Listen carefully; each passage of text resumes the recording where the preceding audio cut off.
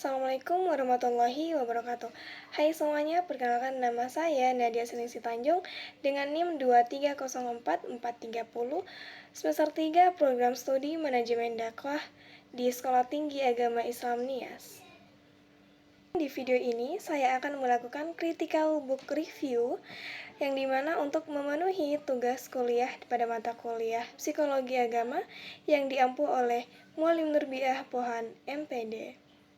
Di sini saya akan mereview sebuah buku yang berjudul Psikologi Agama karya Profesor Dr. Haji Ramayulis.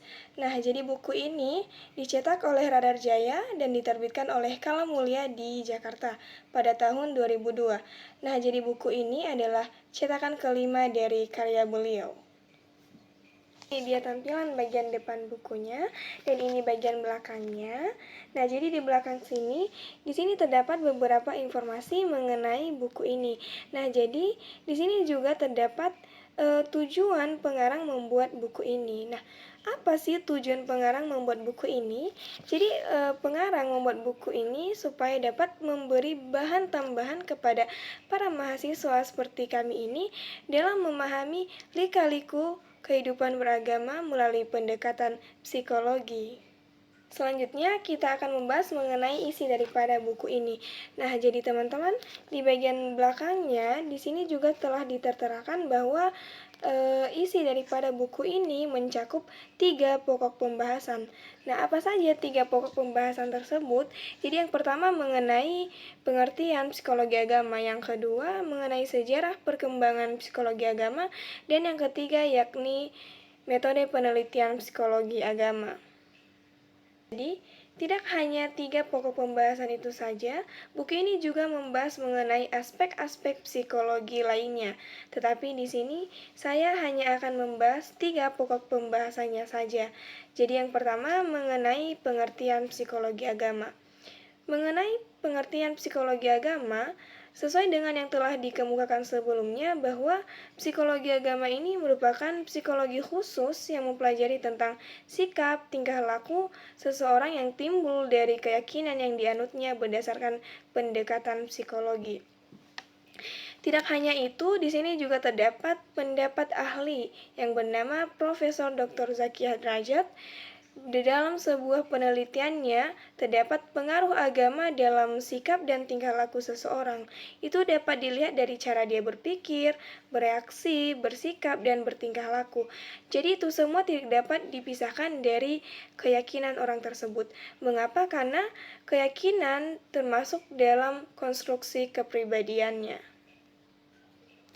Memang diakui di dalam mengemukakan definisi psikologi agama secara tegas agak sulit. Mengapa? Karena selain disiplin ilmu, psikologi agama ini juga merupakan 2 konsep kajian yang berlainan.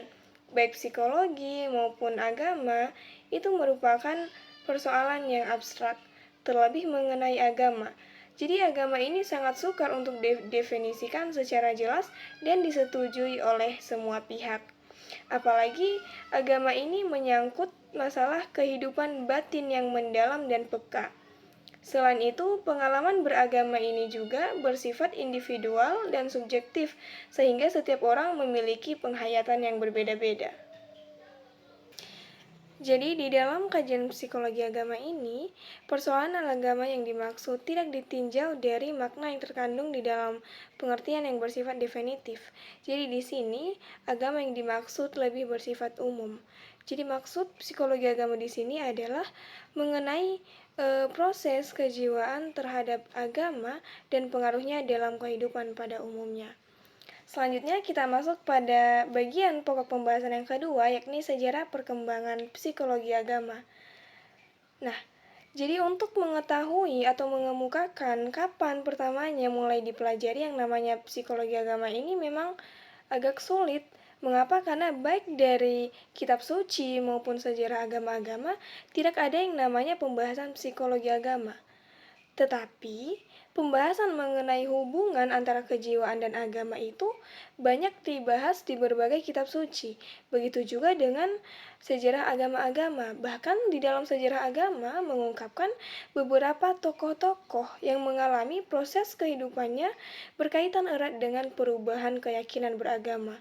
Contohnya seperti Umar bin Khattab dan Siddhartha Gautama. Nah, jadi dua tokoh ini dapat dijadikan sebagai contoh nyata daripada dua hubungan itu.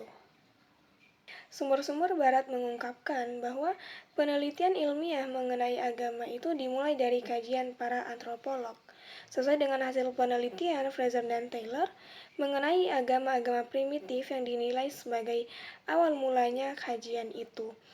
Sejumlah penelitian lain juga dilakukan oleh para sosiolog dan ahli psikologi seperti Stanley Hall, tetapi Edwin Dale Starbuck dianggap sebagai peletak dasar pertama psikologi agama modern ini. Mengapa? Dapat dilihat di dalam bukunya yang berisi tentang pertumbuhan perasaan agama yang berjudul The Psychology of Religions and Empirical Study of Growth of Religious Consciousness. Nah, jadi buku itu dianggap sebagai buku psikologi pertama oleh para ahli psikologi dunia barat. Walaupun secara formal tidak ditemukan adanya pembahasan di dunia timur ataupun khususnya di peradaban Islam mengenai masalah ini, tetapi bukan berarti pada saat itu tidak pernah dibahas hal yang sedemikian. Mengapa? Karena dapat dilihat dari hasil penelitian AEFVV mengungkapkan bahwa pada seorang atau pada salah satu filsuf mistis bernama Ibnu Arabi telah menguraikan butir-butir kejiwaan yang hampir sama dengan psikologi agama. Nah, jadi pada saat itu Ibnu Arabi membahas mengenai psikologi empiris, sifat-sifat jiwa, dan fungsi-fungsi jiwa, serta teori mimpi yang banyak diungkapkan oleh Sigmund Freud.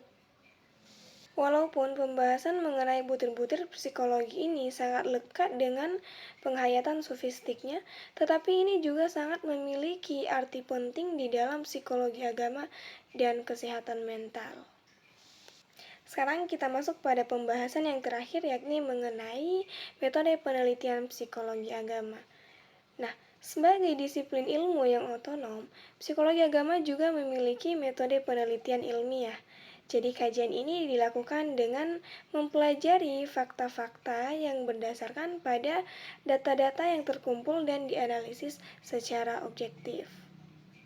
Jadi, karena agama di sini menyangkut kehidupan batin yang sangat mendalam, maka persoalan agama di sini sangat sulit untuk diteliti secara seksama. Nah, terlepas dari pengaruh subjektivitas itu juga. Nah, jadi namun demikian, bagaimana supaya kita dapat melakukan kajian ini atau penelitian ini dengan lebih netral? Netral di sini artinya tidak memihak pada suatu keyakinan ataupun menentangnya. Tetapi di sini kita bersifat netral, yakni lebih bersikap objektif. Nah, maka dari itu kajian psikologi agama ini dilakukan dengan memperhatikan beberapa hal. Contoh yang pertama, tidak menggabungkan antara angan-angan dengan fakta. Yang kedua, bersifat filosofis dan spiritualitis. Dan banyak lagi yang perlu diperhatikan di dalam penelitian psikologi agama ini. Selain dari hal-hal yang harus diperhatikan di dalam melakukan penelitian, jadi di sini dikemukakan bahwa peneliti harus bisa bersikap objektif. Ya, misalnya seorang peneliti ini meyakini suatu keyakinan atau menganut suatu keyakinan dan ia juga memberikan fakta. Nah, jadi jangan sampai dia mencampur adukan antara konsep keyakinannya dengan fakta yang ia berikan. Ya, karena itu bisa jadi dapat mencela keyakinan yang lain. Nah, untuk menghindari itu semua, maka di sini peneliti diminta agar tetap bersikap objektif di dalam melakukan penelitian. Mungkin itu yang dapat saya sampaikan mengenai isi pokok daripada pembahasan buku psikologi agama ini. Nah, walaupun selanjutnya dia membahas aspek-aspek psikologi lainnya, tetapi di sini saya hanya membahas isi pokok daripada pembahasannya saja. Nah, selanjutnya kita akan membahas mengenai kelebihan dan kekurangan daripada buku Psikologi Agama ini, karya Profesor Dr. Haji Ramayulis ini. Oke, yang pertama mengenai kelebihannya. Dari segi bahasa, buku ini menggunakan bahasa yang akademis tapi aksesibel dan tersusun secara sistematis dan terstruktur.